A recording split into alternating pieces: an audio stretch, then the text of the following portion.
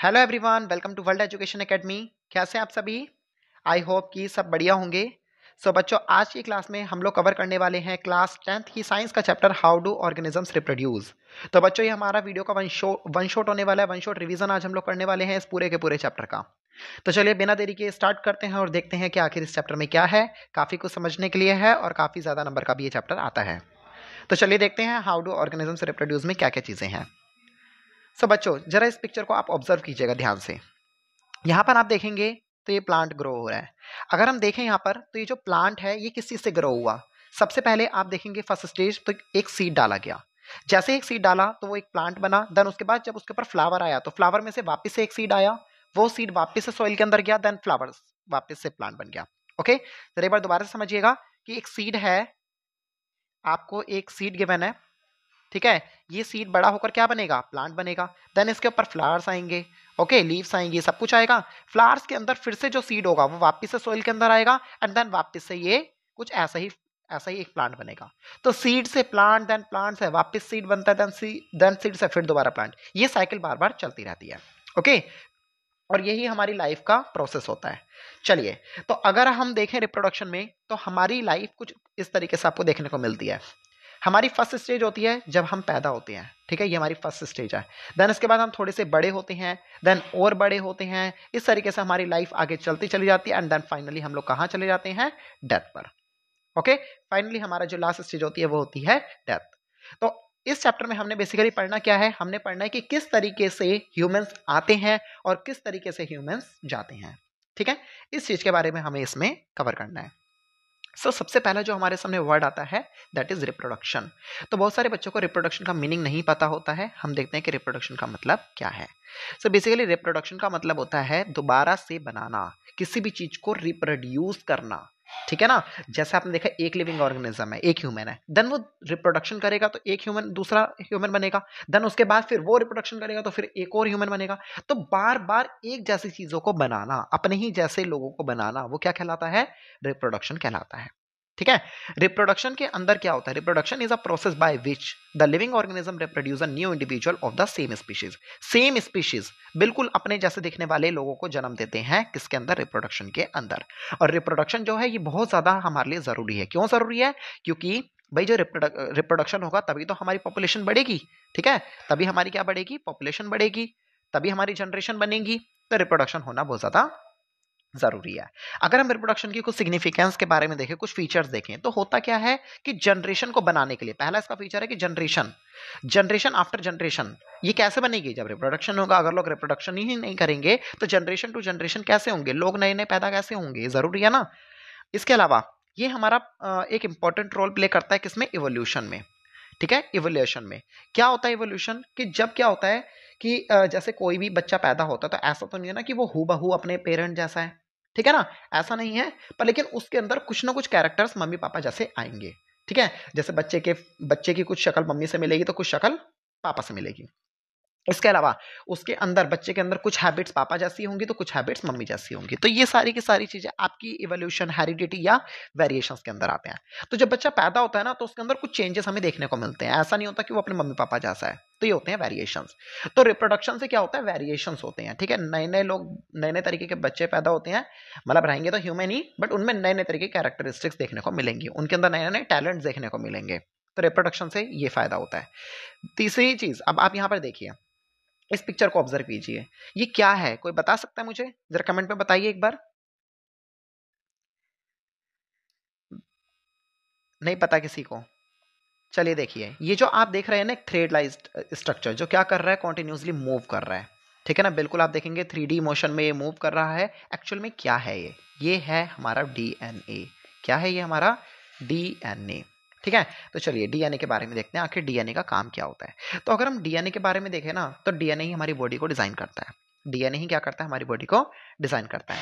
Mummy papa की जैसी हमारी आदतें, मम्मी पापा जैसा हमारा मिलना जुलना, ठीक है। या जैसे बच्चा पैदा होता है तो उसकी शक्ल मम्मी से मिलती है, थोड़ी पापा से मिलती है, थोड़ी हैबिट्स मम्मी से आती है, थोड़ी हैबिट पापा से आती है। किसकी वजह से? Due to DNA. सब किसकी वजह से हो रहा है? डीएनए की वजह से हो रहा है। तो अगर बॉडी डिजाइन की बात करें तो ऑर्गेनिज्म जो है ना वो बॉडी डिजाइन में बिल्कुल सिमिलर होते हैं। सबके दो हाथ, दो पैर, दो कान, दो आंख, एक नाक, मुंह सबके पास होता है, ठीक है। पर जो रिप्रोडक्शन होता है ना, reproduction at its most basic level involve in the making copy of the blueprint of the body design. तो रिप्रोडक्शन की हेल्प से क्या होता है, बॉडी डिजाइन का ब्लूप्रिंट बनता है। ये जो बॉडी डिजाइन बन रहा है कैसे, रिप्रोडक्शन के बिना तो बनेगा नहीं, रिप्रोडक्शन होना जरूरी है। क्या होता है कि हमारे जो सेल्स होते हैं ना, cells, DNA in the cells nucleus, हमारे सेल्स के न्यूक्लियस के अंदर भरा हुआ होता है डीएनए। ठीक है। ये जो डीएनए होता है ना, ये it is a source for making the proteins and different proteins leads to different body design. DNA क्या करता है, प्रोटीन्स बनाने में हेल्प करता है, और ये जो प्रोटीन्स होते हैं ना, ये हमारी बॉडी के डिजाइन के लिए काम आते हैं। ठीक है। डीएनए क्या काम कर रहा है सेल के न्यूक्लियस में, प्रोटीन्स बना रहा है, और ये प्रोटीन्स किस काम आएंगे, हमारे अलग अलग बॉडी के ऑर्गन्स बनाने के काम आते हैं। बेबी के अलग अलग जो बॉडी पार्ट्स होते हैं उन्हें बनाने के काम आते हैं। अब basic level of reproduction is the creation of DNA copy. तो बेसिक लेवल जो है ना रिप्रोडक्शन का, वो क्या है, डीएनए कॉपी बनाना। Okay. DNA copy accompanied by a cell division giving rise to the two cells. जब दो सेल्स बड़े होते हैं, सेल्स का डिवीजन होता है, तो डीएनए कॉपी होता है। ठीक है। DNA copying always involve the some variations. जब भी डीएनए कॉपी होता है तो क्या होता है, कुछ वेरिएशंस हमें देखने को मिलते हैं, कुछ छोटे छोटे चेंजेस देखने को मिलते हैं। ठीक है। बेसिकली मैं बोल सकते हैं डीएनए ही हमारी बॉडी का डिजाइन करता है। ओके। आगे आप देखेंगे कुछ और इंपॉर्टेंट वेरिएशंस में, तो ये वही चीज है बिल्कुल जो मैंने अभी अभी आपको बताई है। आगे बढ़ते हैं। तो अब हमारे सामने आता है टाइप्स ऑफ रिप्रोडक्शन। तो अगर हम टाइप्स ऑफ रिप्रोडक्शन की बात करें, तो रिप्रोडक्शन हमारे पास दो तरीके का होता है, एक होता है असेक्सुअल रिप्रोडक्शन और एक होता है sexual reproduction. Okay. Living organisms ही रिप्रोड्यूस कर सकते हैं, और कितने तरीके का रिप्रोडक्शन करते हैं, असेक्सुअल और सेक्सुअल। असेक्सुअल रिप्रोडक्शन वो रिप्रोडक्शन होता है जिसके अंदर सिर्फ और सिर्फ सिंगल पेरेंट सेल होगा, मतलब एक ही पर्सन होगा, एक ही बंदा होगा, एक ही सेल रहेगा जो मिलकर क्या करेगा, एक नए इंडिविजुअल को जन्म देगा। और सेक्सुअल रिप्रोडक्शन क्या होता है, जिसके अंदर मोर देन 2 इंडिविजुअल होते हैं, कम से कम 2 लोग चाहिए सेक्सुअली रिप्रोड्यूस करने के लिए। ओके। और ऐसा ये ह्यूमंस के अंदर होता है। असेक्सुअल रिप्रोडक्शन की अगर हम लोग बात करें, तो असेक्सुअल रिप्रोडक्शन भी और टाइप्स का होता है, और डिफरेंट टाइप का होता है, जैसे कि fission, budding, regeneration, fragmentation, spore formation, vegetative propagation. ये अलग अलग तरीके के जो है हमें रिप्रोडक्शन देखने को मिलते हैं। सेक्सुअल रिप्रोडक्शन, आगे बात समझ में, सॉरी, असेक्सुअल रिप्रोडक्शन हमें अलग अलग टाइप के देखने को मिलते हैं। ठीक है, जिनके मैंने अभी भी नाम बताए। तो चलिए एक एक करके असेक्सुअल रिप्रोडक्शन के टाइप्स पढ़ते हैं। सबसे पहले हम लोग बात करते हैं फिजन के बारे में। अगर फिजन के बारे में देखो, तो fission is an asexual reproduction by which a unicellular organism divide and forms 2 और मोर न्यू इंडिविजुअल्स। यानी कि अगर हम फिजन की बात करें, तो इसके अंदर क्या होता है कि जो एक यूनिसेलुलर ऑर्गेनिज्म होता है ना, वो अपने आप को डिवाइड करता है, अपनी बॉडी को डिवाइड करता है। ठीक है, 2 या फिर 2 से ज्यादा पार्ट्स में, तो हम उसे क्या कहते हैं, उसे हम फिजन बोलते हैं। फिजन दो तरीके का होता है, बाइनरी फिजन और मल्टीपल फिजन। जब कोई ऑर्गेनिज्म अपनी बॉडी को 2 पार्ट में डिवाइड करेगा, ठीक है, तो हम उसे बोलेंगे बाइनरी फिजन। जब भी कोई ऑर्गेनिज्म अपनी बॉडी को 2 नहीं बल्कि 2 से ज्यादा पार्ट में डिवाइड करेगा, तो हम उसे बोलते हैं मल्टीपल फिजन। जरा एक बार इस पिक्चर को ध्यान से देखिए, सभी आप इस चीज को देखकर पहचान गए होंगे कि क्या है, ये है अमीबा। क्या है ये, अमीबा। ये जो अमीबा होता है, ये कुछ इस तरीके का एक सेल होता है, एक यूनिसेलुलर ऑर्गेनिज्म होता है, मतलब एक सिंगल सेल का बना हुआ। जैसे ह्यूमन बॉडी बहुत सारे सेल से मिलकर बनी है, बट ये एक बैक्टीरिया है अमीबा, जो कि एक सेल का बना हुआ होता है। देखो, आप ध्यान से देखो, इसके बीच में बना हुआ है न्यूक्लियस। ये न्यूक्लियस धीरे धीरे पहले डिवाइड होगा, फिर ये न्यूक्लियस थोड़ा और डिवाइड होगा, और धीरे धीरे देखो इसकी बॉडी में चेंज आने लगा है, आप देख रहे हैं। फिर ये न्यूक्लियस और ज्यादा डिवाइड होगा, मतलब अब इसकी बॉडी जो है इतने पार्ट को अलग और इतने पार्ट को अलग करेगी। आप देख रहे हैं थोड़ा सा और इन्होंने अपने आप को स्ट्रेच करा अमीबा ने, और फाइनली अलग हो गया। जरा सोचिए कि ये एक अमीबा था, अब ये कितने अमीबा बन गए हैं, 2 अमीबा। अब जो ये वाला जो फर्स्ट वाला जो अमीबा है, जो काम इसने करा वही ये 2 अमीबा अलग अलग करेंगे। मतलब ये वाला जो एक अमीबा है, ये दोनों अमीबा क्या होंगे, फर्दर आगे जाके अपने आप को 2-2 पार्ट में डिवाइड करेंगे। मतलब इन 2 अमीबा से फिर से जाकर क्या बनेंगे, 4 अमीबास और बनेंगे। फिर वो 4 अमीबा फिर से ऐसे ही क्या करेंगे, अपना बाइनरी फिजन करेंगे। तो अमीबा क्या कर रहा है, अपने आप को 2 पार्ट्स में डिवाइड करता है। ठीक है, इसे बोलते हैं बाइनरी फिजन। होप कि ये वाला आपको समझ में आया होगा कि रिप्रोडक्शन किस तरीके से होता है फिजन वाला। ये था बाइनरी फिजन। अब समझते हैं मल्टीपल फिजन। मल्टीपल फिजन के अंदर क्या होगा कि एक ऑर्गेनिज्म अपने आप को 2 नहीं बल्कि 2 से ज्यादा पार्ट में करेगा। जैसे आप यहाँ पे देख सकते हैं, ये सिस्ट फॉर्मेशन है। क्या है ये, सिस्ट फॉर्मेशन। ठीक है, सिस्ट फॉर्मेशन क्या होता है, एक तरीके के बबल्स होते हैं, एक तरीके का, मतलब अगर आप देखेंगे तो छोटे छोटे बबल्स का बना हुआ एक जेली लाइक स्ट्रक्चर होता है, जिसके अंदर बबल्स होते हैं। ठीक है, सेल्स देखने को मिलते हैं। तो होगा क्या कि ये जो आप पूरा एक बबल देख रहे हैं, ये क्या होता है, जैसे ब्रस्ट होगा तो इसके अंदर से ये जितने भी आप ये सेल्स देख रहे हैं, ये सेल्स सारे के सारे सिस्ट के सेल बाहर आ जाएंगे। ये जब सारे के सारे सिस्ट के सेल बाहर आएंगे, तो हर एक ये जो सिस्ट का जो सेल है, ये एक बड़ा सिस्ट बनेगा दोबारा से ऐसा। ओके, ये फिर से क्या बनेगा, एक ऐसा वापस सिस्ट बनेगा। क्लियर, आपको समझ में आया? दोबारा समझिएगा जरा ध्यान से कि यहाँ पर जो आप ये एक सेल देख रहे हैं ना, ये वापस से बड़ा होकर एक पूरा ऐसा बनेगा, उसके अंदर भी बहुत सारे सेल्स होंगे। तो ये प्रोसेस किस में आता है, हमारा मल्टीपल फिजन के अंदर आता है। होप की चीज क्लियर हुई होगी। अगला असेक्सुअल रिप्रोडक्शन अब हम लोग समझते हैं। तो पहले चलिए एक बार इस पिक्चर को ऑब्जर्व कीजिए, कोई बता सकता है क्या है? ये है अमीबा। क्या है ये? अमीबा। आज तक आपने सोचा होगा कि अमीबा हमने रियल में नहीं देखा, तो देखिए अमीबा कुछ इस तरीके का देखने को मिलता है। हमेशा आपने उसका डायग्राम ही देखा है। सो अमीबा अगर एक्चुअल में देखें तो अमीबा इस तरीके का देखने को मिलता है, और ये ज्यादातर हमें पानी में देखने को मिलता है। ओके, ये आपका वही जो मैंने आपको बताया था कि इसमें से हर एक सेल, ये हर एक सेल बाहर आएगा और वापस से कुछ ऐसी शेप लेकर ये पूरा बड़ा बन जाएगा। ये मल्टीपल फिजन का एग्जांपल है एक। अब आ जाते हैं बडिंग पर। ये बडिंग क्या है? तो अगर हम बडिंग के बारे में देखें तो बडिंग के अंदर आपको क्या देखने को मिलता है? जैसे आप देख सकते हैं हाइड्रा को। ये जो हाइड्रा है ना, ये भी एक बैक्टीरिया है। इसको अगर आप देखेंगे तो हाइड्रा की ना देखिए एक छोटी सी बड निकल रही है। ये देखिए ध्यान से, ये देखिए हाइड्रा की एक छोटी सी बड निकल रही है। ठीक है, ये बड आगे जाके थोड़ी सी और डेवलप हो रही है। देन ये डेवलप होने के बाद अलग हो गई है। अब आप ध्यान से देखिए कि जब just wait, this is wrong, ये साइकिल कुछ ऐसे चल रही है। ये बर्ड थोड़ी सी बड़ी हो गई है। देन आप इस बर्ड को देखेंगे तो ये और ज्यादा डेवलप हो गई है। अब ये बर्ड अलग हो जाएगी। तो अब आप देखेंगे ये जो एक हाइड्रा था, इसने अपने बर्ड से एक डिफरेंट एक और अपना हाइड्रा बना लिया। मतलब ये है आपका पेरेंट सेल, ये वाला जिसको मैंने सर्कल करा है, जिसको मैं रेड से सर्कल कर रहा हूं, ये क्या है आपका, जिसको मैंने रेड से सर्कल करा है ये आपका पेरेंट सेल है। ओके, और जिसको मैंने ब्लू से सर्कल करा है ये आपका क्या है, ये आपका डॉटर सेल है। आगे बात समझ में? तो इस तरीके से क्या होता है, ये लोग क्या करते हैं, बडिंग का प्रोसेस करते हैं। जब भी किसी प्लांट से, प्लांट में भी आपने देखा होगा बर्ड्स देखने को मिलती है, फिर वो बर्ड आगे जाके बड़ी होती है। ठीक है, तो इस प्रोसेस को बर्ड कहते हैं। ओके, इस इधर देखिए आप, यहाँ पर भी आप देखेंगे तो आपको ईस्ट, ये ईस्ट है, ईस्ट के अंदर आप देखेंगे तो ईस्ट के अंदर भी कुछ इस तरीके से बर्ड देखने को मिल रही है। यीस्ट के अंदर देखिए यहाँ पर भी क्या है, ये छोटी सी, ये पहले न्यूक्लियस डिवीजन होगा जैसा अमीबा में हुआ था, फिर ये बर्ड बनेगी, देन ये बर्ड आगे जाके डेवलप होगी, एंड फाइनली इनमें बर्ड्स इस तरीके से बनकर ये अलग अलग होते चले जाते हैं। ठीक है, तो कुछ इस तरीके से ईस्ट का डेवलपमेंट होता है। तो ये बडिंग के अंदर आता है। ये देखिए जरा, कुछ इस तरीके से क्या रहता है, हमारा बडिंग का ये प्रोसेस चलता रहता है। आगे बढ़ते हैं, रीजनरेशंस। ये रीजनरेशंस क्या करती हैं?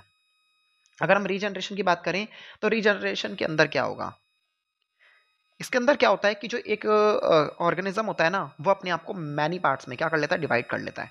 जैसे आप यहाँ पर देखिए, ये जो आप देख रहे हैं ना एक लिजार्ड की तरह स्ट्रक्चर, ये क्या है, ये लिजार्ड नहीं बल्कि ये एक ऑर्गन है, जिसको ऑर्गेनिज्म है, जिसको बोला जाता है प्लानेरिया। क्या है ये? Planaria. Just look at this word, ये है आपका प्लानेरिया।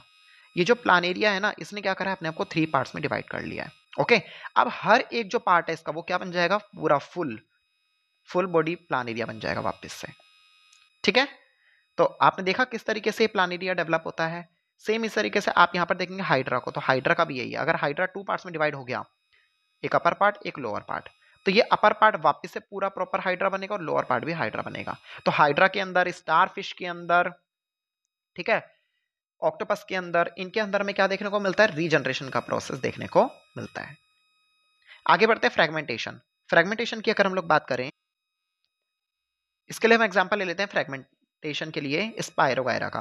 अगर हम स्पायरोगायरा की बात करें तो इसके अंदर क्या होता है, देखिए जैसे आप ये एक फ्रेगमेंट देख रहे हैं, ये क्या होगा, ये जो पूरा का पूरा स्पायरोगायरा है, ये अपने आप को क्या करेगा, बहुत सारे पार्ट्स में डिवाइड कर लेगा। ठीक है, आपने देखा। अब ये वाला जो आप पार्ट देख रहे हैं, इसका फ्रेगमेंट देख रहे हैं, ये फ्रेगमेंट वापस से ऐसा ही डेवलप हो जाएगा, और ये वाला पीस भी वापस से ऐसा ही डेवलप होगा। देन फर्दर ये आगे जाकर फिर अपने आप को क्या करेगा, पीसेस में डिवाइड करेगा। देन ये वाला पीस अलग डेवलप होगा और ये वाला पीस अलग डेवलप होगा। इनके सेक्शंस बने हुए होते हैं। सेक्शंस कहाँ बने हुए हैं, इनके कटिंग के सेक्शंस बने हुए हैं, जरा मैं आपको दिखाता हूँ। सो इनके कटिंग के जो सेक्शंस बने हुए हैं वो जरा आप देखिए ध्यान से। ये देखिए, ये जो आप देख रहे हैं ना, ये यहाँ पर एक सेक्शन बना हुआ है, ये भी एक सेक्शन बना हुआ है। तो ये सेक्शन अलग हो जाएगा, ये वाला अलग हो जाएगा, ये वाला अलग हो जाएगा। ठीक है, देन ये वाला अलग फिर होगा एक मैच्योरेशन के टाइम पे, और ये अलग होगा। ये फिर से वापस एक डेवलप होगा, ये फिर से डेवलप होगा, फिर ये डेवलप होगा। इनके फिर से सेक्शन बनेंगे, देन ये फिर से आगे जाकर कट होकर फिर से फ्रेगमेंट बनेंगे। तो ये फ्रेगमेंटेशन का प्रोसेस चलता रहता है, सो ऑन। ओके, तो ये मैच्योरेशन के टाइम पर ही ऐसा होता है। ओके, ये चीज आपको समझ में आई? चलिए अब आगे बढ़ते हैं।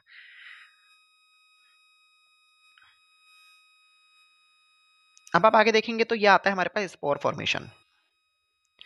तो देखिए, ये जो आप यहाँ पर देख रहे हैं ये है स्पोरेंगिया, ठीक है, इसे हम कहते हैं स्पोरेंगिया। स्पोरेंगिया के ऊपर अगर हम ध्यान से देखें तो यहाँ पे बने हुए होते हैं पोर्स।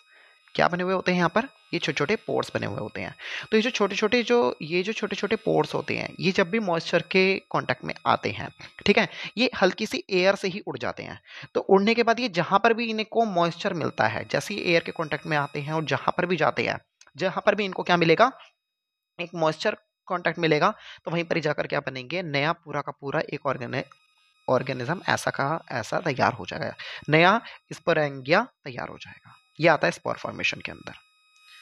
ओके, इसके बाद हमारा प्रोसेस आता है वेजिटेटिव प्रोपेगेशन। वेजिटेटिव प्रोपेगेशन भी एक टाइप का असेक्सुअल रिप्रोडक्शन होता है। जो वेजिटेटिव प्रोपेगेशन क्या होता है कि जो हमारे पास अलग अलग तरीके के प्लांट होते हैं ना, इन प्लांट्स का एक वेजिटेटिव पार्ट होता है। क्या होता है? Vegetative part. ये जो वेजिटेटिव पार्ट होता है ना, ये हमारे प्लांट्स को वापस से ग्रो करने में हेल्प करता है, ठीक है। ये इसमें अगर आप देखेंगे तो ये जो वेजिटेटिव प्रोपेगेशन होता है, ये प्लांट के अलग अलग पार्ट से होता है, जैसे कि बाय रूट, बाय स्टेम और बाय लीव्स, ठीक है। बहुत सारे प्लांट्स ऐसे हैं जिनकी अगर आप रूट्स को कट कर कर अगर आप सॉइल में लगा देंगे तो वो प्लांट वापस से ग्रो करने लगेगा। बहुत सारे प्लांट ऐसे हैं जिनकी आप स्टेम को थोड़ा सा तोड़कर अगर आप लगा देंगे सॉइल में तो वो ग्रो करने लगती हैं।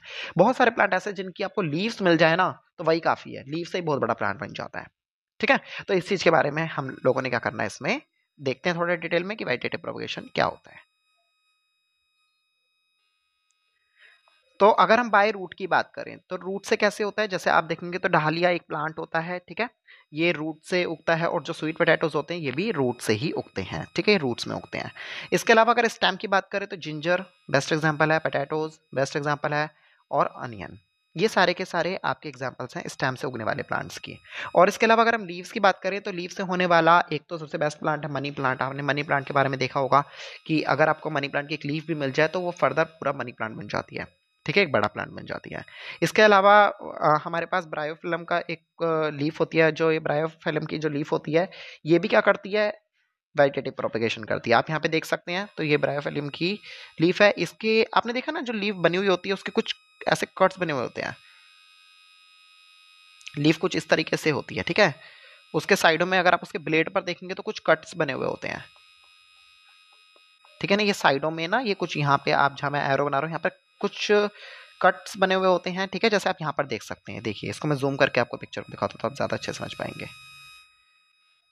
नाउ लुक एट दिस, ये जो यहाँ पर आप देख रहे हैं ना ब्लेड पर जो कट्स बने हुए, यहीं पर ही क्या होता है, इस तरीके से कुछ स्ट्रक्चर क्या होता है, न्यू लीव्स इन्हीं ब्लेड्स पर ग्रो होने लगती हैं। ये जो स्पेस आप देख रहे हैं यहीं पर ही क्या होगा, ये सेम ऐसा ही यहाँ पर बंच तैयार हो जाएगा लीव का। तो ये कब होगा, जब ये मॉइस्चर और सॉइल के कॉन्टेक्ट में आता है। तो ये वेजिटेटिव प्रोपेगेशन का एक बेस्ट एग्जाम्पल है। सो वेजिटेटिव प्रोपेगेशन कई तरीके से किया जाता है, जैसे कि कटिंग के थ्रू किया जाता है, लेयरिंग के थ्रू भी किया जाता है, और ग्राफ्टिंग के थ्रू भी किया जाता है। अगर हम कटिंग के थ्रू देखें तो रोज या कई तरीके के जो प्लांट जैसे ग्रेप्स हो गया या कोई भी प्लांट है, तो हम क्या करते हैं कि उनकी स्टेम को कट कर कर अगर कहीं पर भी लगा देंगे, ठीक है, किसी प्लांट को अगर आपने कट करके किसी दूसरी जगह लगा दिया तो वो क्या करने लगेगा, ग्रो करने लगेगा। इसके अलावा एक होता है लेयरिंग, हम लेयरिंग के थ्रू भी क्या करते हैं, प्लांट्स को ग्रो करते हैं, या ग्राफ्टिंग के थ्रू। अगर हम लेयरिंग की बात करें तो ये जैसे एक प्लांट है उसके ऊपर दूसरे प्लांट मतलब एक कोई प्लांट आपको रोज दो रोज प्लांट दिए गए हैं, ठीक है, तो एक रोज प्लांट काफी ज्यादा अच्छा, तो उसकी स्टेम काटकर आपने दूसरे रोज प्लांट के ऊपर लगा दी, ठीक है ना। जैसे आपने देखा होगा कि इस तरीके से मैंने क्या करा है, एक स्टेम लिया उसको कुछ इस तरीके से तिरछा काटा थोड़ा स्लांट में, और दूसरा जो प्लांट है उसको भी मैंने क्या कर दिया, कुछ उसको इस तरीके से इस तरह से नहीं, कुछ ऐसे मैंने क्या कर दिया, उसको नीचे से ऐसे कट कर दिया, तो ये वाला पीस रिमूव हो जाएगा। अब ये वाला जो पीस मेरे पास बचा है इसको उठा के मैं इसके ऊपर लगा दूंगा और यहाँ पर कपड़ा अच्छे से बांध दूंगा, ठीक है। ग्राफ्टिंग के अंदर क्या होता है कि हम लोग क्या कहते हैं कि इम्प्रूवमेंट, जैसे कि क्या कहते हैं, अच्छी क्वालिटी के जो वो होती है ना, इम्प्रूव वेराइटीज होती हैं फ्रूट्स की, जैसे मैंगो, एप्पल्स, पीज, उनको हम लोग क्या करते हैं, ग्रो करते हैं ग्राफ्टिंग के अंदर, ठीक है। तो ये हमारे पास वेजिटेटिव प्रोपगेशन आता है। सो बच्चों ये था हमारा सेक्सुअल रिप्रोडक्शन के बारे में। अब हम लोग इस पढ़ते हैं सेक्सुअल रिप्रोडक्शन के बारे में। ऑलरेडी यह सेक्सुअल रिप्रोडक्शन कंप्लीट हो चुका है। तो सेक्सुअल रिप्रोडक्शन क्या होता है? It is a process of producing the new organisms from the two parents by making the use of their sex cells और द गैमेट्स। क्या होता है कि जब सेक्स सेल्स और गैमेट्स, सेक्स सेल्स कहें या गैमेट्स के बात एक ही है, तो जब क्या करते हैं कि जब भी टू पेरेंट सेल्स का गैमेट्स का फ्यूजन होता है तो ही क्या होता है, सेक्सुअल रिप्रोडक्शन होता है। ये ह्यूमन, फिश, डॉग्स, कैट्स और सबके अंदर हमें देखने को मिलता है। प्लांट्स के अंदर भी सेक्सुअल रिप्रोडक्शन होता है। Thus, the two major process formation of the gametes and the fusion of the gametes constitutes sexual reproduction। ठीक है, तो इसके अंदर अगर हम देखें तो दो ऑर्गेनिज्म हमारे पास कौन कौन से होते हैं। एक तो हमारे पास होते हैं मेल और एक होते हैं फीमेल। हमारे पास मेल गैमेट्स होते हैं और फीमेल गैमेट्स होते हैं। जहां पर मेल गैमेट्स और फीमेल गैमेट्स का फ्यूजन होगा वहीं पर ही क्या होगा, सेक्सुअल रिप्रोडक्शन होगा। जो मेल गैमेट्स होते हैं वो कौन से होते हैं, स्पर्म्स। मेल गैमेट्स का नाम होता है स्पर्म्स, जबकि फीमेल गैमेट्स की बात करें तो वो होते हैं ओवा या फिर ओवा हम उनको बोलते हैं। ठीक है, ये दोनों के गैमेट्स होते हैं, ये दोनों का फ्यूजन होना जरूरी है। Significance of the sexual reproduction अगर हम लोग देखें, so it promotes the variation and this promotes the diversity of characters in the offsprings. क्या होता है कि जब सेक्सुअल रिप्रोडक्शन होता है तो वेरिएशंस आते हैं, मतलब जब बच्चा पैदा होगा तो उसके अंदर कुछ ना कुछ चेंजेस देखने को मिलते हैं जो कि असेक्सुअल रिप्रोडक्शन में नहीं देखने को मिलते थे। असेक्सुअल में क्या होता था कि जैसा ऑर्गेनिज्म है बिल्कुल वैसा ही क्या देखने को मिलेगा आपको, उनका बेबी या उनका ऑफस्प्रिंग देखने को मिलता था। उससे क्या होता था कि वेरिएशंस नहीं होते थे, थोड़ा भी चेंज नहीं आता था। पर हम ह्यूमंस में क्या होता है कि चेंजेस आते हैं। ठीक है, तो क्या होता है कि स्पीशीज को बनाने के लिए और जनरेशन को बनाने के लिए सेक्सुअल रिप्रोडक्शन बहुत ज्यादा जरूरी है। ये इसकी कुछ सिग्निफिकेंट है। अब इनके बारे में थोड़ा सा हम लोग आगे पढ़ते हैं। तो सबसे पहले हम लोग पढ़ेंगे sexual reproduction in the flowering plants. हमेशा जितने भी फ्लावरिंग प्लांट्स होते हैं सभी क्या करते हैं, सेक्सुअल रिप्रोडक्शन करते हैं। अब आपके माइंड में क्वेश्चन जरूर आएगा कि सर जब सेक्सुअल रिप्रोडक्शन प्लांट के अंदर होगा, फ्लावरिंग प्लांट्स के अंदर होगा, तो फिर वो फ्लावर के अंदर रिप्रोडक्शन हो क्यों रहा है, क्या फायदा क्या होगा उससे, और बाकी के जो प्लांट्स हैं उनके अंदर सेक्सुअल रिप्रोडक्शन क्यों नहीं होता। तो देखिए बच्चों, ये जो फ्लावरिंग प्लांट्स होते हैं ना, ये क्या करते हैं कि ये जो फ्लावर है ना, ये आगे जाके फ्रूट बनता है। क्या बनता है, फ्रूट। ऐसा कह सकते हैं कि ये जो फ्रूट है ना, यही क्या है, इनका बेबी है किसी भी प्लांट का। ठीक है, तो बेटा हमारे सामने ये दिमाग में आपके क्वेश्चन जरूर आएगा कि फ्लावर के अंदर रिप्रोडक्शन क्यों होता है। तो फ्लावर के अंदर रिप्रोडक्शन का रीजन यही है क्योंकि फ्रूट्स बनने हैं, और जितने भी नॉन फ्लावरिंग प्लांट होते हैं उनमें कभी भी फ्रूट्स नहीं बनते। ओके, होप की चीज समझ में आई होगी। तो चलिए अब जरा ध्यान से इस फ्लावर को देखिए। इस फ्लावर के अंदर क्या देखने को मिल रहा है आपको। अगर मैं ये वाला पार्ट देखूं तो ये आपकी स्टेम होती है नॉर्मली, ये आपकी स्टेम है, ये आपकी सेपल्स हैं, सेपल मतलब की लीव्स। ओके, आगे बात समझ में। आपको ये इतने हैवी वर्ड्स, इतने कॉम्प्लिकेटेड वर्ड्स याद करने की जरूरत नहीं है। This is your stem and this is your leave. Okay, अब आप लीव के बाद देखेंगे, let me change the colour please.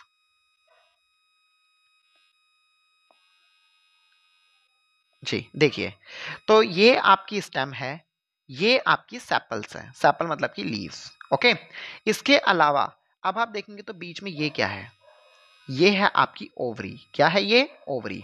ये क्या है आपकी कलरफुल जो पंखड़ियां होती हैं किसी भी फ्लावर की, उसे क्या बोलते हैं, पेटल्स कहते हैं। ओके, फ्लावर बनाते हैं ना, ऐसे फ्लावर आपने ड्रॉ करा होगा।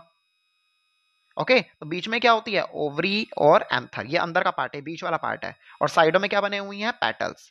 इसके चारों तरफ जो लीव्स बनी हुई होती हैं किसी फ्लावर के, उसे क्या बोलते हैं हम लोग, सेपल्स। ओके, ये चीज समझ में आ गई। चलिए अब ध्यान से समझिए। तो देखो बेटा, मैंने अभी आपको बताया सेक्सुअल रिप्रोडक्शन के लिए दो लोग चाहिए, एक मेल एक फीमेल। तो क्या इस प्लांट के अंदर भी मेल फीमेल है, तो यस है। ये जो बीच वाला पोर्शन देख रहे हैं ना, ये वाला, ये आपका क्या है, ये है आपका फीमेल। ओके, ये है आपका फीमेल। इसके अलावा अगर आप देखेंगे यहां पर, तो ये जो साइडों में जो बने हुए हैं, ये सब आपके क्या है, मेल्स। ये सब क्या है, आपके मेल्स हैं। ओके, तो ये मेल रिप्रोडक्टिव ऑर्गन और ये फीमेल रिप्रोडक्टिव। अब इनके बारे में भी ध्यान से समझना है आपने। देखिए, सबसे पहले फीमेल रिप्रोडक्टिव ऑर्गन के बारे में बात करते हैं। ये जो सबसे ऊपर वाला पार्ट देख रहे हैं ना, इसे हम कहते हैं स्टिग्मा। क्या बोलते हैं हम लोग, स्टिग्मा। समझिएगा, इसे हम लोग कहते हैं स्टिग्मा। फिर ये जो आप ये पाइप देख रहे हैं, ये जो पाइप बड़ा सा जा रहा है, इस पाइप को हम लोग कहते हैं स्टाइल। क्या कहते हैं हम लोग, स्टाइल। देन उसके बाद यहां पर ये वाला जो पोर्शन आप देख रहे हैं ना, जो राउंड शेप बना हुआ है, इसको हम लोग कहते हैं ओवरी। ये तीनों के तीनों पार्ट्स क्या कहलाते हैं हमारे, ये तीनों के तीनों पार्ट्स हमारे कहलाते हैं फीमेल रिप्रोडक्टिव ऑर्गन। और फीमेल रिप्रोडक्टिव ऑर्गन को क्या कहा जाता है, इन तीनों को मिलाकर एक साथ, इन तीनों को कंबाइन कर दिया जाए तो क्या बनेगा, फीमेल रिप्रोडक्टिव ऑर्गन प्लांट में। और प्लांट में फीमेल रिप्रोडक्टिव ऑर्गन को बोलते हैं पिस्टिल। क्या कहते हैं, पिस्टिल। ये बात ध्यान रखिए। अब जरा ध्यान से इधर देखिए मेल रिप्रोडक्टिव ऑर्गन को। मेल रिप्रोडक्टिव ऑर्गन, ये जो साइडों में आप 4 देख रहे हैं, ये जो बने हुए हैं अलग अलग, ये 4 साइड्स। अभी एक एक्सप्लेन करता हूं इसमें से। ये 1 2 3 एंड 4, ये सारे के सारे आपके मेल रिप्रोडक्टिव ऑर्गन है। इसमें जो सबसे टॉप पर आप जो ये वाला पार्ट देख रहे हैं, जैसे मैंने सर्कल करा है, इसे हम लोग कहते हैं एंथर, और ये वाला जो आप पाइप देख रहे हैं इसे हम लोग कहते हैं फिलामेंट। बस ये दो पार्ट होते हैं, और ये दोनों पार्ट को अगर मिला दिया जाए तो क्या बनता है? मेल रिप्रोडक्टिव ऑर्गन, जिसको हम क्या बोलते हैं? स्टैमेन। क्या बोलते हैं? स्टैमेन। अब आप ध्यान से देखिए, स्टैमेन में क्या आ रहा है? स्टैमेन। स्टैमेन में लास्ट में क्या आ रहा है? मैन। मैन का मतलब है आदमी। ओके, तो हम ऐसे समझ सकते हैं कि मैन मतलब मेल, तो यहां पर समझा जा सकता है कि ये मेल रिप्रोडक्टिव ऑर्गन है। ओके, अब होगा क्या कि ये मिलकर करेंगे रिप्रोडक्शन। क्या करेंगे? रिप्रोडक्शन। ये रिप्रोडक्शन होगा कैसे सर? ये तो क्या कहते हैं, इनको तो पता भी नहीं कि रिप्रोडक्शन करना कैसे है। तो भाई समझिए, ध्यान से बात को समझिए कि जो ये बीच वाला पोर्शन है ये आपका फीमेल है, यानी कि इसके अंदर क्या होंगे? ओवम्स होंगे। इसके अंदर आपको क्या देखने को मिलेंगे? ओवम। ठीक है, एग्स देखने को मिलेंगे। अब होता क्या है कि ये जो एंथर है ना, ये प्रोड्यूस करते हैं मेल गैमेट्स। ये जो मेल गैमेट्स होते हैं इन्हें क्या कहा जाता है? इनके मेल गैमेट्स का नाम है पोलन ग्रेन्स। क्या नाम है? Pollen grains. ये पोलन ग्रेन्स उठेंगे और इसके अंदर जाएंगे। किसके अंदर? स्टिग्मा के अंदर। और स्टिग्मा के बाद वो स्टाइल से होते हुए जाएंगे ओवरी के अंदर, और ओवरी के अंदर जाने के बाद जो एग है ना उसके साथ टकराएंगे, देन उसके बाद फ्यूज करेंगे, और उसके बाद एम्ब्रियो क्या होने लगेगा? आपका डेवलप होने लगेगा, और फाइनली आपका जो फ्रूट है वो तैयार हो जाएगा, और यहाँ पर सेक्सुअल रिप्रोडक्शन भी कंप्लीट हो जाएगा। ठीक है, और गैमेट्स किसी भी एंथर से जा सकते हैं, इससे भी जा सकते हैं, इससे भी जा सकते हैं, किसी एक से जाने जरूरी है। ठीक है, किसी एक से जाने जरूरी है। अब आपके माइंड में क्वेश्चन वाली बात यह है कि सर ये जाएंगे कैसे, ये बताइए। तो बेटा, ये प्लांट्स ऐसा प्रोसेस खुद नहीं कर सकते हैं, बल्कि इनके लिए कुछ, इनको करने के लिए कुछ नेचुरल चीजें हैं। जैसे कि हम लोग बात करते हैं इंसेक्ट्स की।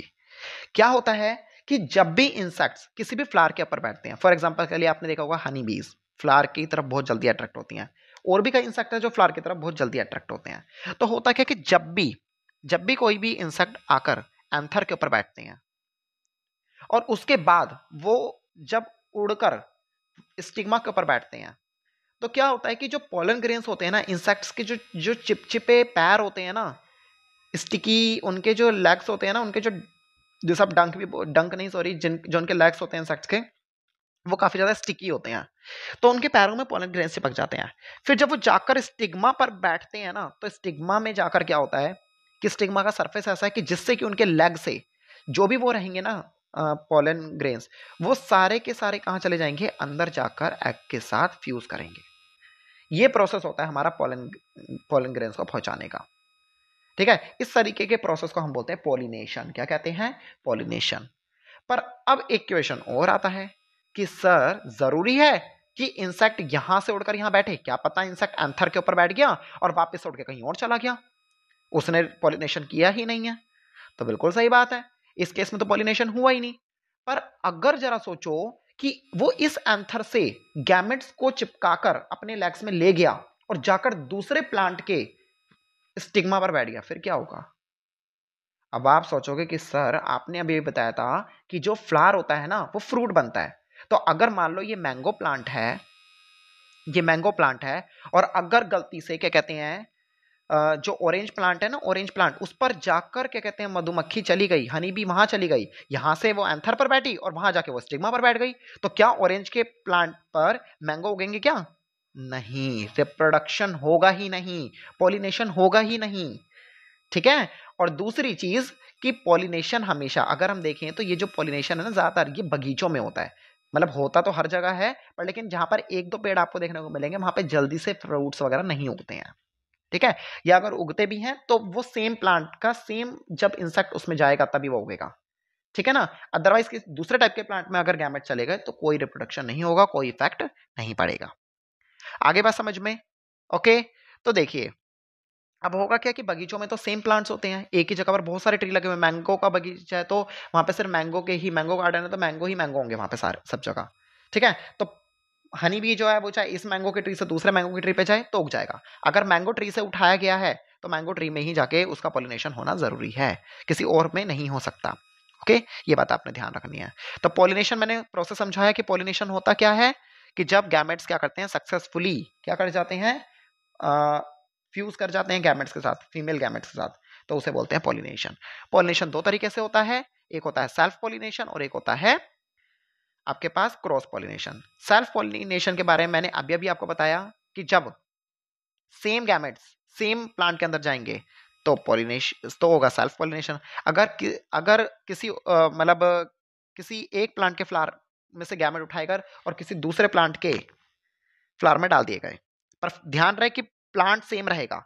अगर इधर वाला मैंगो ट्री है तो दूसरे वाला ही मैंगो ट्री होना चाहिए, तभी पॉलिनेशन होगा। ठीक है, बस क्रॉस में हो जाएगा वो चीज, वही चीज क्या हो जाएगी, क्रॉस में हो जाएगी।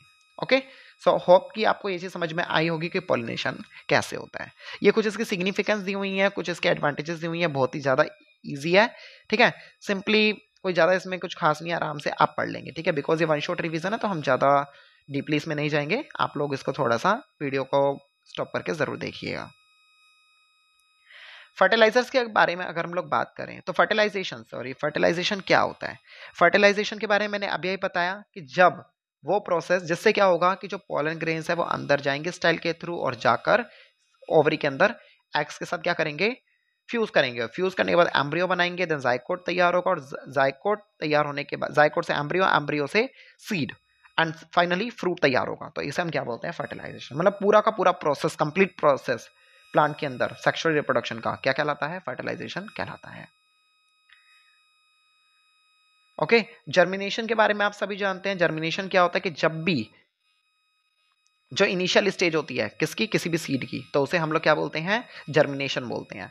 जब भी एक इनिशियल स्टेज पर किसी सीड को प्लांट में डाला जाता है और वो ग्रो करने लगता है कुछ इस तरीके से, उसके अंदर से छोटी सी बड निकलती है, किसी भी ट्री के अंदर, किसी भी सीड के अंदर से जो छोटी सी बड निकलने के लिए तैयार हो जाती है, छोटी सी बड निकलती है, उसे हम जर्मिनेशन बोलते हैं कि सीड जर्मिनेट हो चुका है। अब इसके बाद अगर हम बात करें reproduction in the human beings, तो रिप्रोडक्शन हमें ह्यूमन बींग्स के अंदर भी देखने को मिलता है ना। तो अगर हम reproduction in the human beings के बारे में बात करें तो sexual reproduction in the human beings, sexual reproduction के अंदर आता क्या है, हमारे पास आते हैं दो ऑर्गन्स। एक आता है हमारे पास मेल रिप्रोडक्टिव ऑर्गन और एक हमारे पास आता है फीमेल रिप्रोडक्टिव ऑर्गन।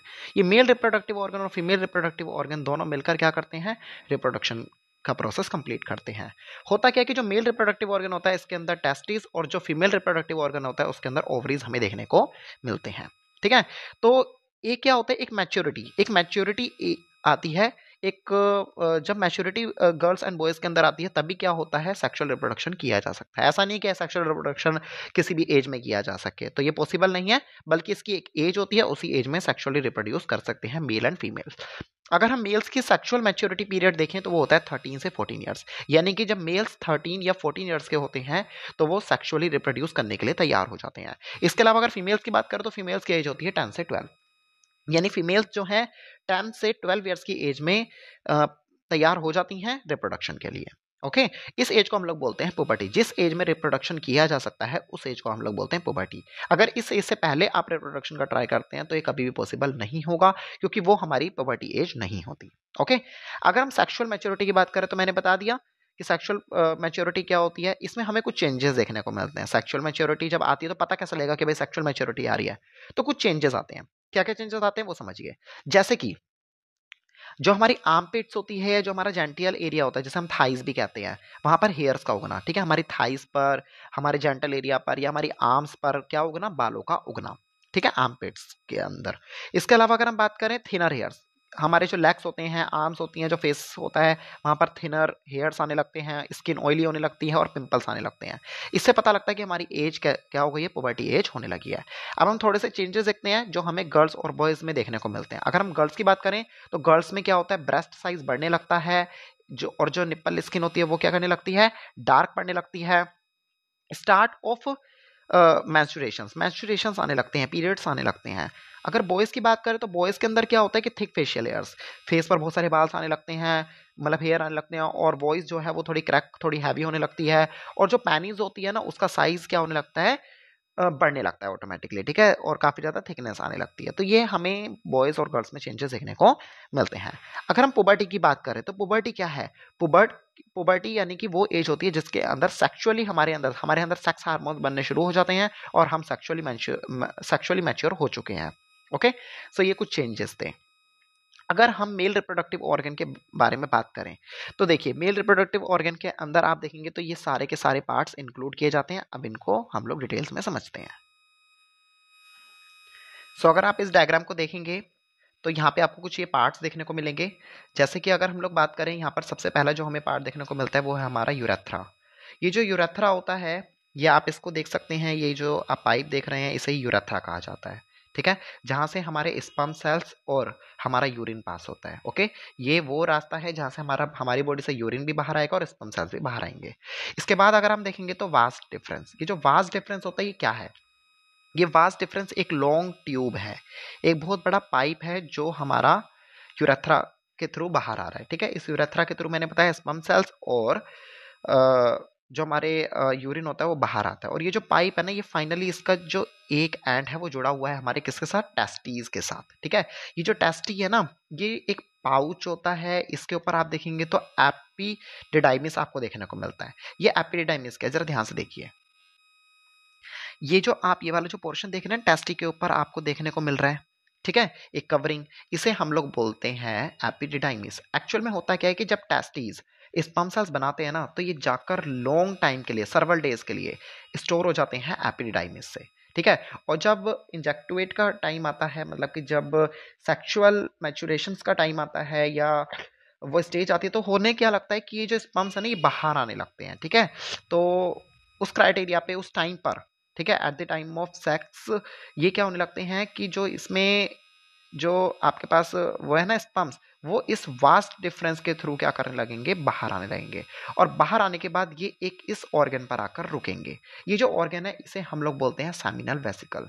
ये जो सेमिनल वेसिकल होता है ना, ये क्या करता है कि हमारे स्पर्म्स को एक ऐसा टेम्परेचर प्रोवाइड करता है, या कह सकते हैं उनको ताकि वो इजिली क्या कर सकते हैं, हमारे यहाँ पर आ जाएं, मतलब कि यूरेथ्रा के अंदर आ जाएं।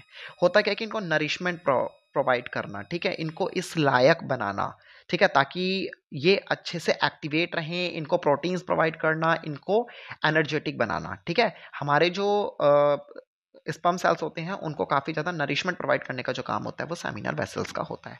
देन इसके बाद प्रोस्टेट ग्लैंड क्या करते हैं, ये इसको यूरेथ्रा में पास करने में हेल्प करेंगे, और ये भी अपना वही काम करते हैं जो सेमिनल वेसिकल ने किया था। ओके, तो इस तरीके से क्या होता है कि हमारे जो स्पर्म सेल्स होते हैं वो हमारी बॉडी से बाहर आते हैं। ओके, मेल रिप्रोडक्टिव ऑर्गन से बाहर आते हैं, और उसके बाद कहाँ जाते हैं? ये जाते हैं फीमेल ऑर्गन में। तो आप एक ये वाली पिक्चर देख सकते हैं, तो इसमें भी आपको वही सारे के सारे डायग्राम, ये फ्रंट व्यू है, वो साइड व्यू था, तो आप इसको एक बार देख सकते हैं। यहाँ पे एक बार मैंने हिंदी मीनिंग्स भी दिए हुए हैं, एक बार इसको जरूर पढ़िएगा। चलिए, ये बाकी टेस्टिस के बारे में दिया हुआ है, टेस्टिस के बारे में सबके फंक्शंस वगैरह भी दिए हुए हैं। तो टेस्टिस मैंने बताया कि वन पेयर होता है, ओके, और ये सैक लाइक, एक पाउच लाइक स्ट्रक्चर होता है, ओके, हमारी एब्डोमिनल कैविटी में।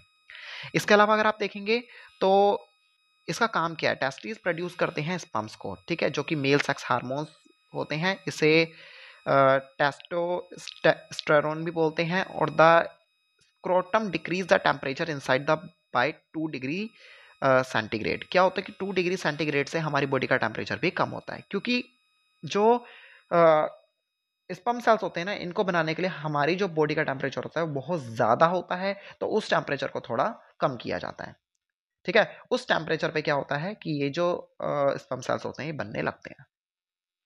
Epididymis is a coil tube. Epididymis क्या होती है? कोल ट्यूब होती है, जो किसके साथ अटैच होती है? टेस्टिस के साथ। ये बेसिकली हमारे ये स्टोर हाउस होता है, ये स्पर्म्स को क्या करते हैं? स्टोर करने का काम करते हैं, ठीक है, जो चीज़ मैंने बताई। वास डिफरेंस एक लॉक ट्यूब होती है, इसको स्पर्म डक्ट भी बोलते हैं। ये वो रास्ता है जहाँ से क्या होता है कि हमारे जो स्पर्म्स होते हैं और यूरिन होते हैं वो बाहर आता है।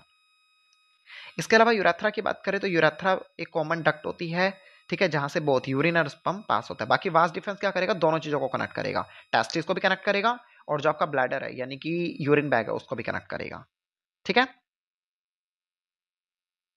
इसके अलावा क्या कहते हैं, यूरेथ्रा में आपको एक हमारी पैनीज में जो ओपनिंग पोर होता है, जैसे हम क्या बोलते हैं, जेनिटल पोर भी कहते हैं। यहाँ से क्या होता है, हमारी बॉडी से जो यूरिन है या जो स्पर्म से वो बाहर आते हैं। पेनिस के बारे में अगर बात करें तो ये एक्सटर्नल मेन जेंटिनल ऑर्गन होता है। ये काफ़ी ज़्यादा मस्कुलर होता है, मतलब हमारा जो पेनिस होती है उसको कवर अप करने में ये हेल्प करता है, ठीक है। बाकी इसके अलावा हमारे इसके बीच मेल ऑर्गन्स में कुछ ग्लैंड्स देखने को मिलते हैं, जैसे सेमिनल वेसिकल है, प्रोस्टेट ग्लैंड है और बल्बोयूरेथ्रल ग्लैंड है, ठीक है। ये सारे के सारे नरिशमेंट प्रोवाइड करते हैं और इजीली स्मूथली फ्लो करने में हेल्प करते हैं हमारी पेनिस के थ्रू। ठीक है, पेनिस से, ताकि स्पर्म सेल्स आसानी से बाहर आ सके, उनको नरिशमेंट मिल सके। क्या मिल सके? नरिशमेंट। और वो जो फ्लूइड है ना वो आसानी से रिलीज हो सके, स्मूथली रिलीज हो सके।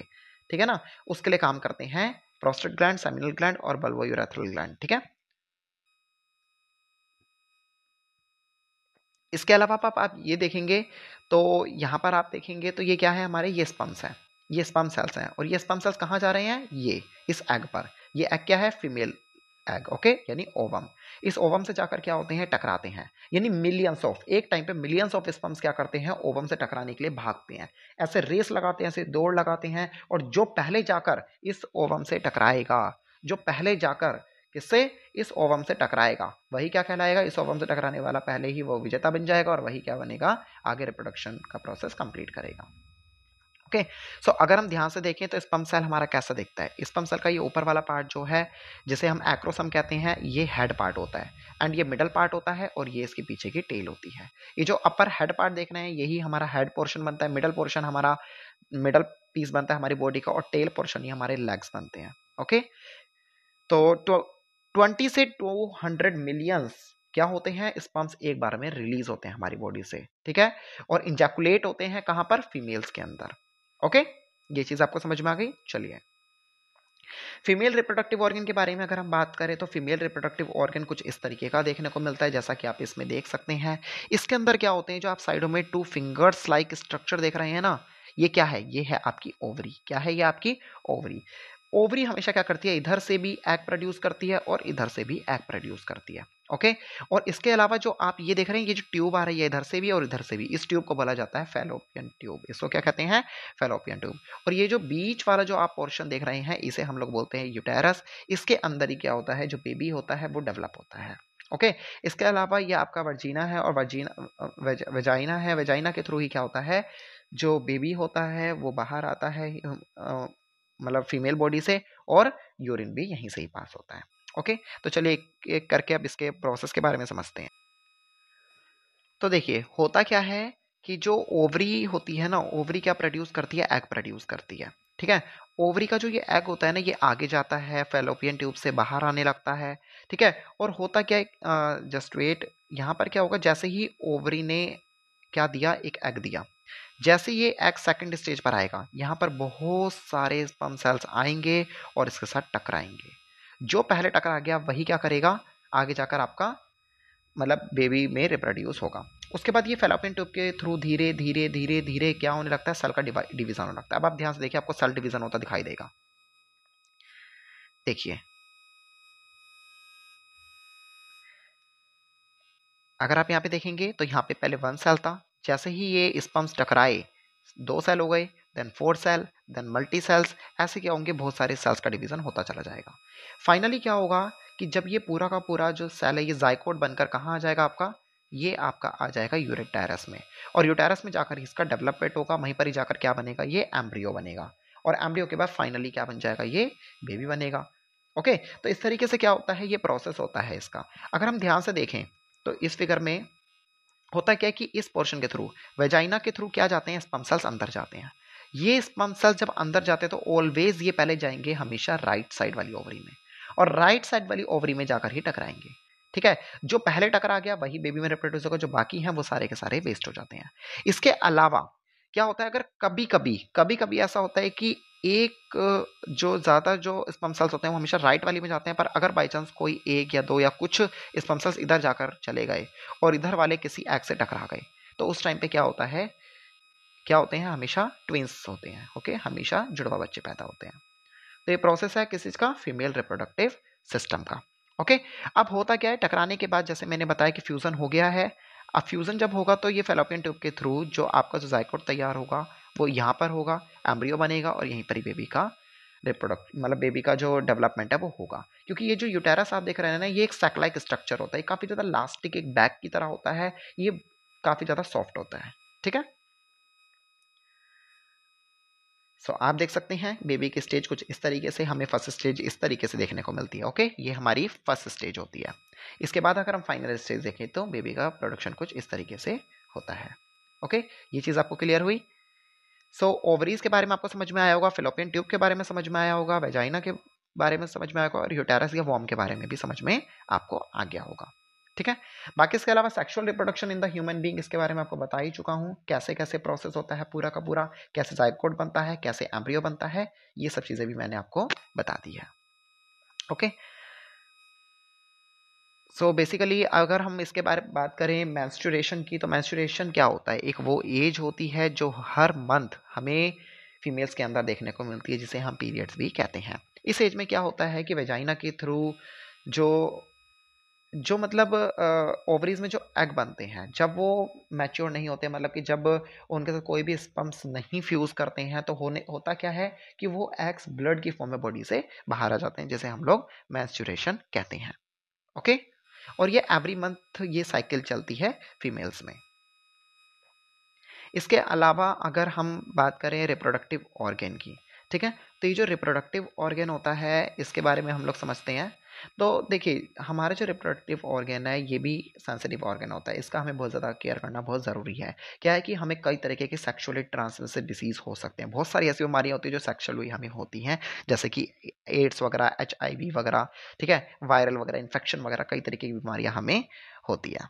ठीक है, तो इसके लिए क्या होता है कि अगर हमें जैसे इन बीमारियों से बचना है at the time of the sex, या इसके अलावा अगर हमने प्रेगनेंसी को रोकना है, तो इसके लिए हमारे पास क्या होते हैं, कुछ बैरियर्स होते हैं, कुछ चीज़ें होती हैं, कुछ केमिकल मेथड्स होते हैं, तो कुछ सर्जिकल मेथड होते हैं, जिसकी हेल्प से हम लोग क्या कर सकते हैं, रिप्रोडक्टिव हेल्थ या फिर प्रेगनेंसी को रोका जा सकता है। ठीक है, इसके अंदर हमारे पास कॉन्डम्स या डायफ्राम्स या फिर कैप्स या फिर कुछ कॉपर टी, ये हमारे पास बैरियर मेथड होते हैं। इसके अलावा केमिकल मेथड्स के अंदर हमारे पास ड्रग्स वगैरह, ठीक है, कुछ वेजिनल पिल्स वगैरह या ओरल पिल्स वगैरह, हमारे पास ये चीज़ें होती हैं, इनका ये केमिकल मेथड होते हैं। अगर हम इनका यूज़ करते हैं तो भी प्रेगनेंसी को प्रिवेंट किया जाता है। इसके अलावा सर्जिकल मेथड भी होते हैं कि सर्जरी वगैरह होने के बाद भी क्या होता है कि काफ़ी टाइम के लिए, हमेशा के लिए क्या किया जा सकता है, जो प्रेगनेंसी उसको रोका जा सकता है। ठीक है, तो ये रिप्रोडक्टिव हेल्थ के अंदर आता है। ओके, सो होपफुली कि आपको ये चैप्टर क्लियर हुआ होगा। आज के जो भी इस चैप्टर्स में डाउट्स है वो भी आपके क्लियर हुए होंगे। अगर आपको फिर भी कोई डाउट्स बनते हैं so please tell me in the chat box, उसके लिए आपके लिए अलग से वीडियो ज़रूर बनाएंगे। ओके, सो अगर आपको ये चैप्टर अच्छे से क्लियर हुआ है, आपको सारे कॉन्सेप्ट्स क्लियर हुए हैं, so please like the video and subscribe the YouTube channel.